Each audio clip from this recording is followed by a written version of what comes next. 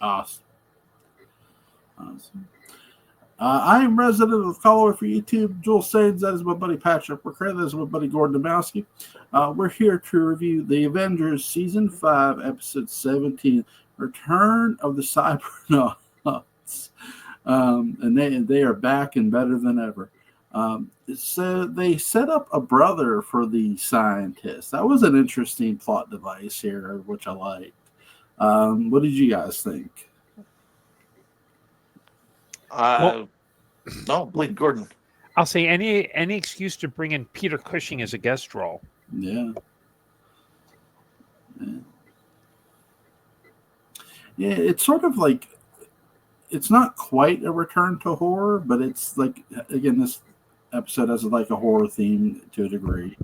Well, it's a return to Hammer. Hammer went all over the map in terms of, the sort of, creatures and threats and so on and so forth that they employed. So, yeah. What did you make of it, Patrick? What did you think of the brother angle?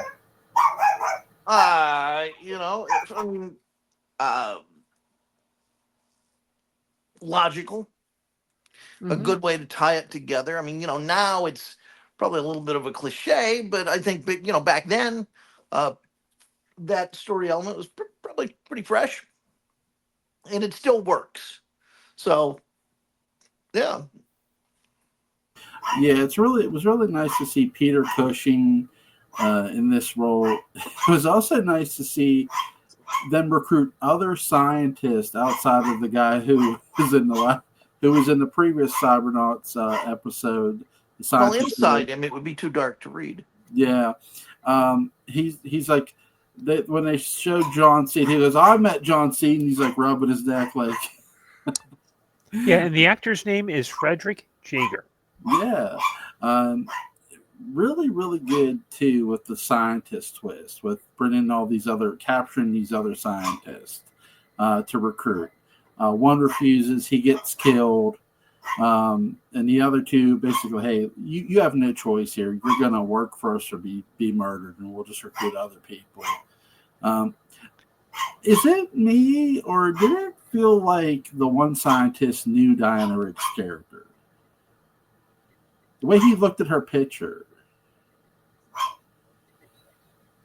I mean, knew of her, right? Perhaps.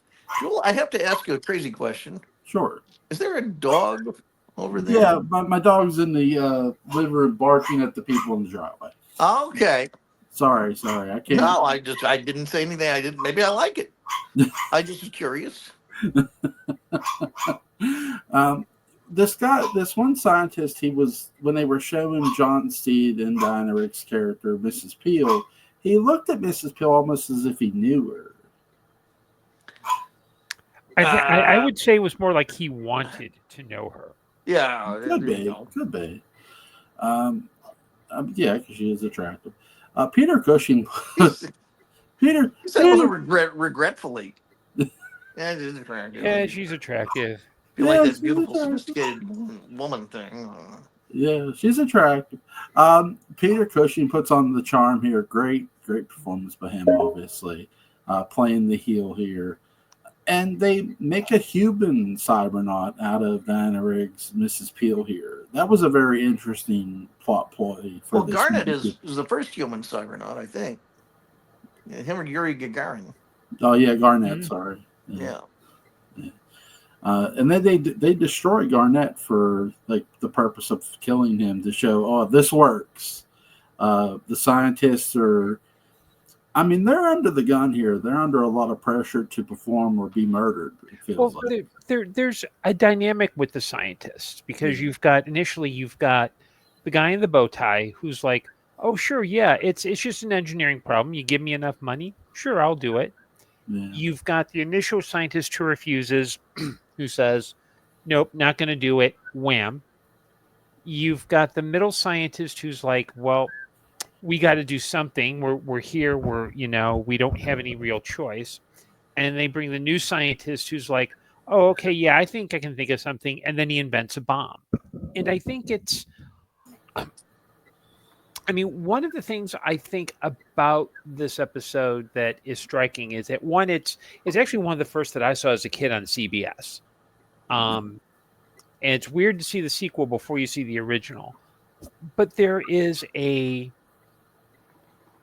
got Peter Cushing's character who throughout, even though he's being really charming, you can actually see on his face there's a sense of resentment about him. Like he's doing this, but he doesn't, but he knows it's like, okay, this disgusts me. But I think in the three scientists who are helping him, it's easy to see, you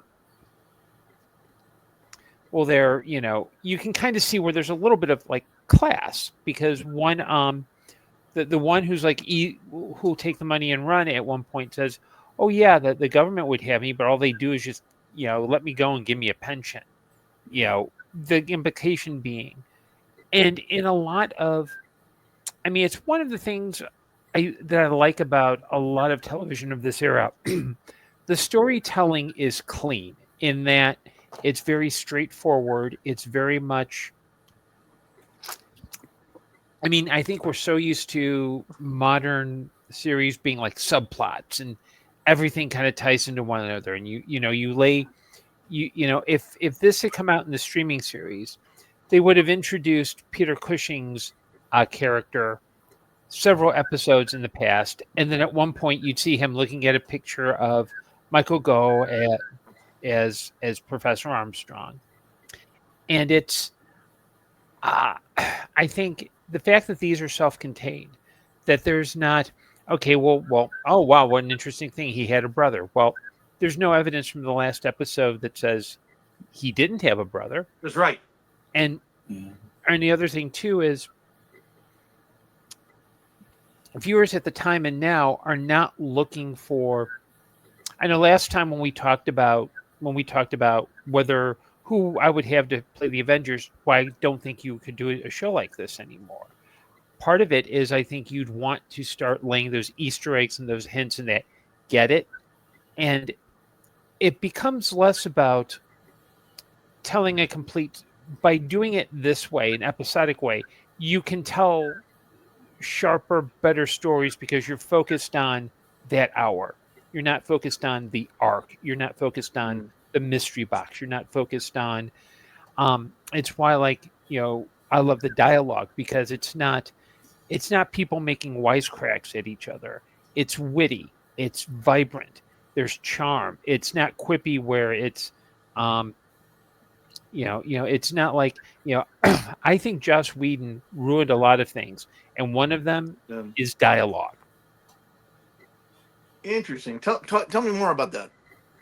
I think I know part of why Joss Whedon appealed to a lot of fans is that he wrote dialogue that was very naturalistic, but a lot of them always felt like punchlines and jokes and insults. It never felt like things that came out of character. It always felt like it's okay. We need a wisecrack here, so let's just throw that in. Yeah. Whereas here, the goal isn't to show Steed and Peele as like it's not really romantic banter. It's not overt flirting, but there is a sense like, yeah, there's something going on. I'm going to defend Josh Whedon a little bit. As somebody who grew up in the 90s, when you would hear the people from Buffy the Vampire Slayer do these wisecracks, I would hear sort of wisecracks from people I knew, just whether they were playing sports, whether it was. My cousin's a great example of this. My cousin Ray would just trash talk the shit out of anybody. And even after the game, even when it was way over, like, oh, if you think this is bad, wait till tomorrow. Like out of nowhere, like, are we? It's like tomorrow it could be rain and we wouldn't know. And it'd be like, really, like really. I would argue there's a difference between the way people talk in real life. Yeah. When you're trash talking, when you're joking, you have a sense that it's coming out of those people who they are. That it's like it's that person would normally like you would never hear me say, for example, gee, I really love professional wrestling. I'm going to go watch WWE and AEW all day tomorrow. Whedon, I think, writes written dialogue where you can tell it's just there to give the actor something clever to say. Yeah. That it's more about, look how brilliant I am. It's like versus look how strong this character is. Yeah. So that's where I kind of get with Whedon, is that he writes more like he's like, especially we talked about last time, that series of films where it's the reference and get it. Yeah. He's like saying, "Hey, look, I'm having this character say this thing. Look how witty I am." Well, they all feel interchangeable Yeah. in the Whedon version. I mean, I don't hear a wisecrack from one of the characters that couldn't conceivably have come from one of the other characters. They feel very generic to me. Yeah. Yeah. With this episode, you have a lot of people getting captured. They're out to specifically kill Steed and Mrs. Peel. But he wants to make them suffer for murdering his brother. This is a very cool revenge plot episode. And it's not the only one revenge plot episode. The House of Jack built was sort of like a revenge plot episode, it felt like.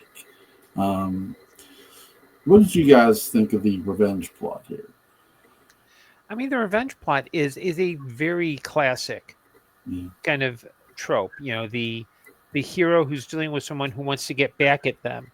And when you really think about it, okay, in those two episodes, and you'll see that, like in the House of Jack built, the guy is not only upset that Emma Peel fired him, that a 21-year-old fired him, but he builds this automated house and essentially dies in it. Yeah.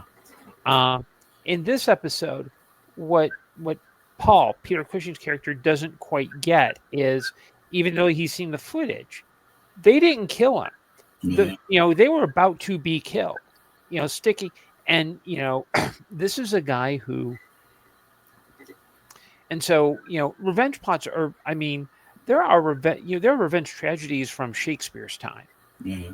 About I'm going to. I think one that was written by Christopher Marlowe was called The Revenger's Tragedy. Mm-hmm. So it's a very classic kind of, at least from, and I'm not the scholar on this, but there's a kind of classic.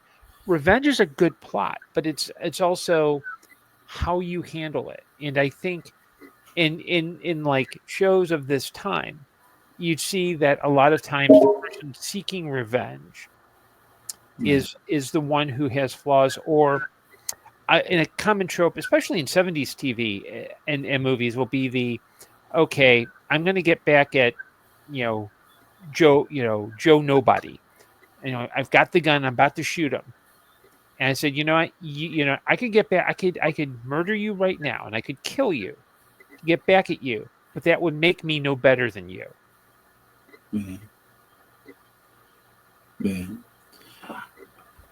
I do love how they do this episode with Peter Cushing's character and the scientist. I also love the sets we get here, and we get some cool outdoor shots here in this episode. You guys talked about how they would film in the countryside or film in the woods if they had to.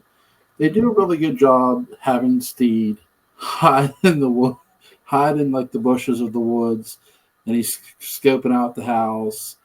He doesn't now. In this episode, they build a bracelet watch for Mrs. Peel's character, Diana Rick's character, and they build a wristwatch like Steed wears for John Steed. John Steed doesn't put on his wristwatch. Emma Peel puts on the bracelet because it's a gift for her from Peter Cushing's character. So I'm not losing anybody. Sorry if I am. I like how they handled that. It was really neat. What did you guys think? Sorry. Well, again, I think it's when you're dealing with a technology-based villain. I mean, it's kind of another. I mean, it's hard because it's also another standard plot. Is that okay? We're gonna. It's another trope of the era, which is okay. We're going to get the two. One is we're going to get the two allies to fight each other. The other is usually, especially in science fiction, okay, it's mind control. We're going to hypnotize one person to kill another. Like in the Wild Wild West, there's an episode where where Artemis Gordon is brainwashed to kill Jim West, and Jim West in another episode is brainwashed to kill Artemis Gordon. And so I mean, it's clever, but I think this is where the Avengers, and I think Brian Clemens really plays up the idea that they're playing up the Britishness of it. That it's he's charming and gives her this watch and insists that she wear it. Whereas the guy replaces Steed's watch and Steed is like, okay, what's going on? It's not that he doesn't put it on. He forgets to put it on. Because at one point he's driving and he looks and, oh, I'm not wearing my wristwatch. Yeah. Patrick, what do you think? I love it. Specifically about what? You guys just covered a lot of stuff. Well, about the revenge plot first. I think it's a classic. Mm-hmm. I mean, I don't know how much revenge I think the Greeks did some revenge, but as Gordon was saying, by Shakespeare's time, it was a staple. It's something everyone can identify with. It's something everyone probably fears somewhere, and in this case, it kept it very clean. It kept it nice and neat, and it explained why these very specific but very exotic machines could return easily. And, being led by Peter Cushing certainly doesn't hurt. Yeah. Mm-hmm. Let's see. What else? What did you think of them turning Mrs. Peel into a cybernaut? That was pretty cool. That was a masterstroke. I mean, I really think that was a very economical idea, both in terms of money, but also in terms of storytelling economy. Yeah. It was really nice to see. They were really, because again, sometimes doing something a second time can be pulling teeth, but it doesn't feel like that at all with this episode. They did a really good job of tying it back to the first episode with the brother thing, with Peter Cushing's character. It almost makes that first episode, feel like a flashback from this. Mm-hmm. They're very seamlessly integrated. Yeah, and they do a good job of showing the footage from the first episode, as Gordon was pointing out. Really, really fun episode, fun watch for this. Is there anything you guys want to add before we go?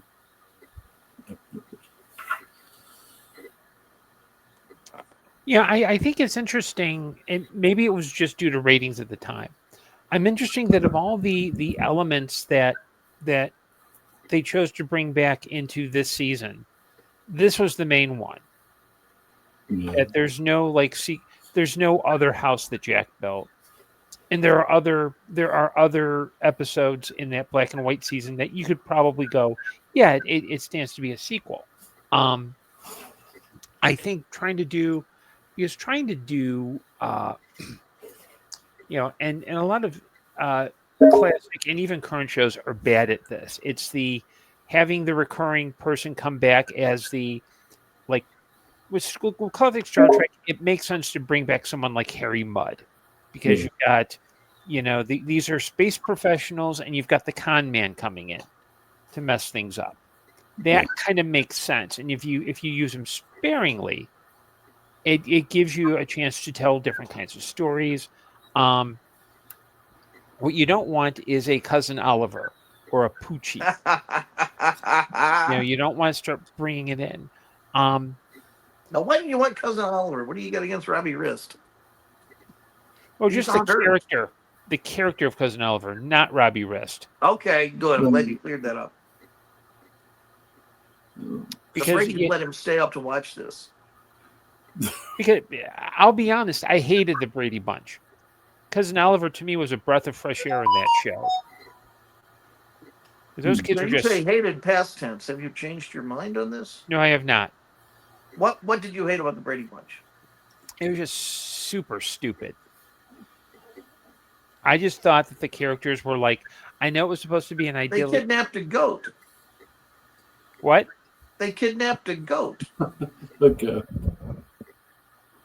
Yeah, I was always more That's of a Partridge Family man myself. Partridge Family. All right.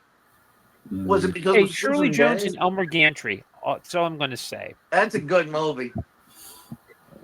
Gosh. I've never seen the Brady Bunch. I can't comment. No way. I've never seen it. I've never I don't seen believe one. I've never seen one episode of it. Ju- I've Ju- heard of it. I've never seen it. Jewel, I will guarantee you this: What's up? if you had to give me a choice between watching the Brady Bunch Yeah. or a 24-hour consistent loop of both Halloween H2O and Halloween Ends, Here we I'll go. take the Halloween. Yeah. What did you guys think of the Yeti? Did you watch the video? One world ended and another world began.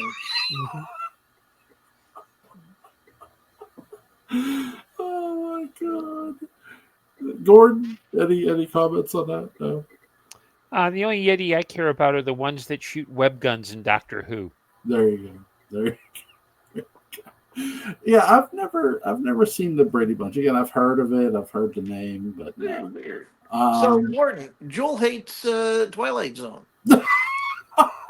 Alan and I cannot get Jewel to watch the Twilight Zone. Oh my gosh. Well, when you consider that there's like 4 different versions of it, it's like, The real one. he The may real have been scarred by watching that early 2000s version. No, No, this is the real one. no. Yeah, you're talking about the black and white Rod Sterling Serling, one. yeah, the 5-season original Twilight Zone.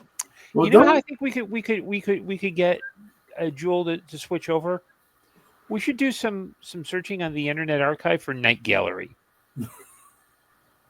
He'd probably watch Night Gallery. Oh my god. Would you watch Night Gallery? Because it's basically the same format. The only difference is it's less sci-fi and more horror.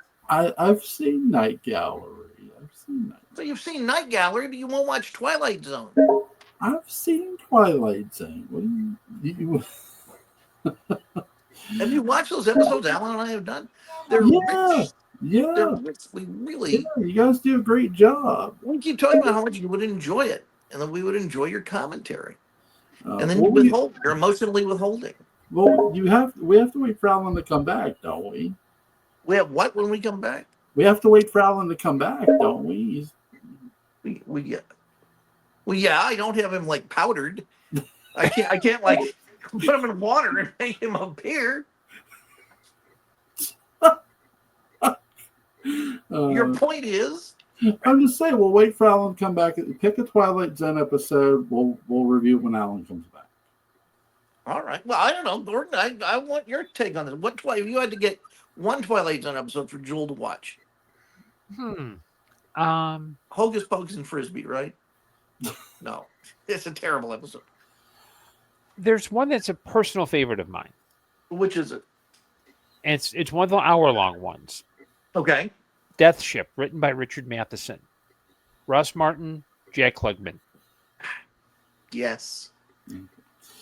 All right. And I think I will kind of hint that I think there's a very Dark Shadows-esque quality to it, even though it's more of a science fiction piece. Is it better than The Bard? I think it is much better than The Bard. There are a few things worse. We did The Bard. We looked at The Bard. It was a miserable experience. Did you go blind? Because I hear when you look at your Bard, you can go blind. That's right. That's right. Had to have a curved mirror. Now that's the one that like Burt Reynolds is kind of like the Marlon Brando. Yes, that part's great.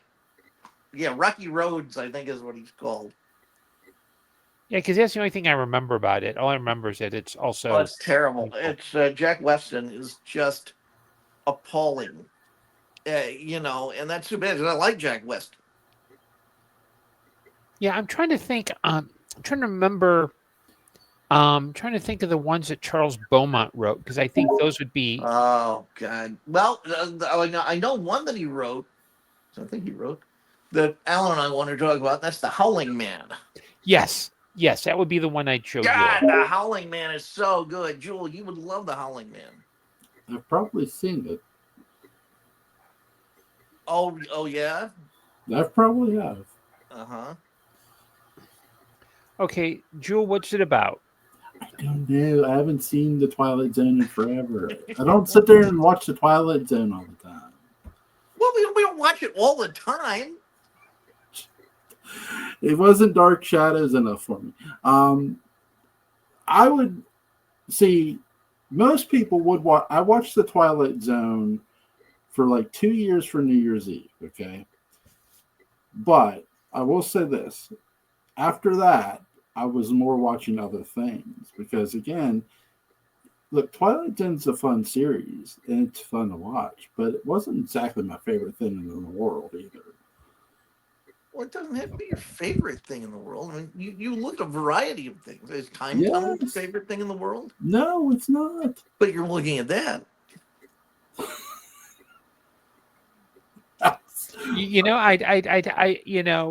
Since Jewel has such a rickety history with Twilight Zone, I'm almost afraid to suggest we watch The Outer Limits because you can find it free on YouTube with ads.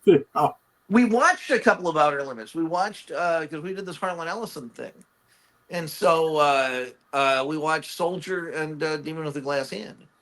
Mm-hmm. yeah. And you like those? Yes, yes, it did. Yeah, think of the Twilight Zone as like The Outer Limits, but shorter. Yes. And more political. Mm-hmm. And a lot more cigarette smoking. A lot of cigarette smoking. Yeah. Oh. Yeah. And now a word from our sponsor. From the dog. Yeah. She spots Julie's car. We're going to hear her. Uh-oh. She comes in and finds us talking about Twilight Zone. You're in trouble. Oh man, yeah. Yeah, like She's gonna like wag her finger and say, Jewel, I told you. If I told you once, I told you 1,000 times. Stop talking about Twilight Zone with Patrick and Gordon. Stop it. Well, when do you guys want to do the Twilight Zone episode? How about Thursday? Thursday's good. What's it called again? The Howling Man. The Howling Man. And it's not about a beatnik reviewing that Joe Dante movie with a comma between howling and man. Okay. Nor is it about a guy who drops acid at Burning Man and starts howling for no reason whatsoever. Yeah, we'll by that time Alan should be back. We'll message him Wednesday. Jewel, a microdose of mushrooms would do you a world of good. The microdose is something we do. Music good.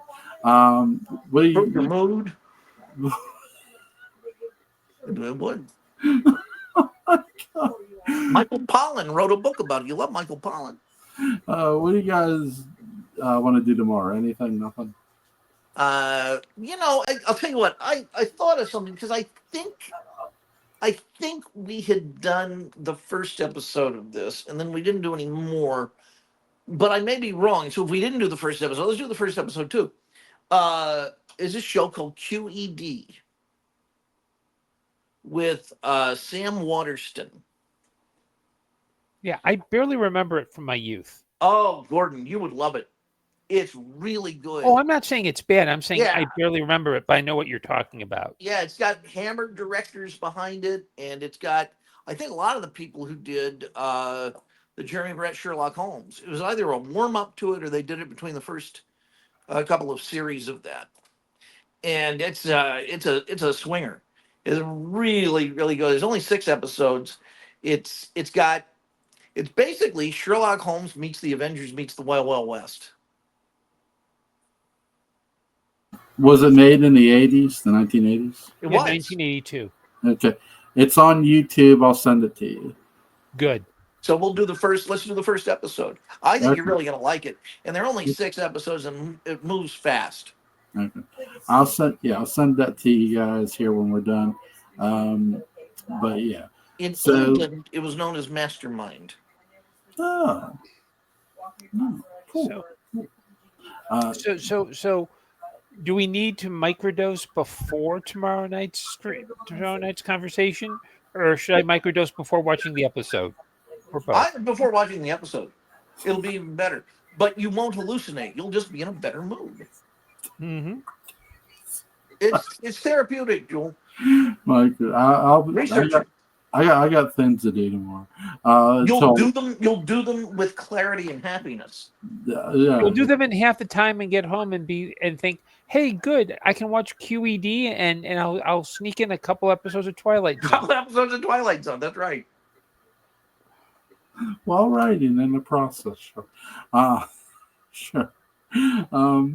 But yeah, link to Patrick McCray's Dark Shadows Daybook Unbound is going to be in the description box.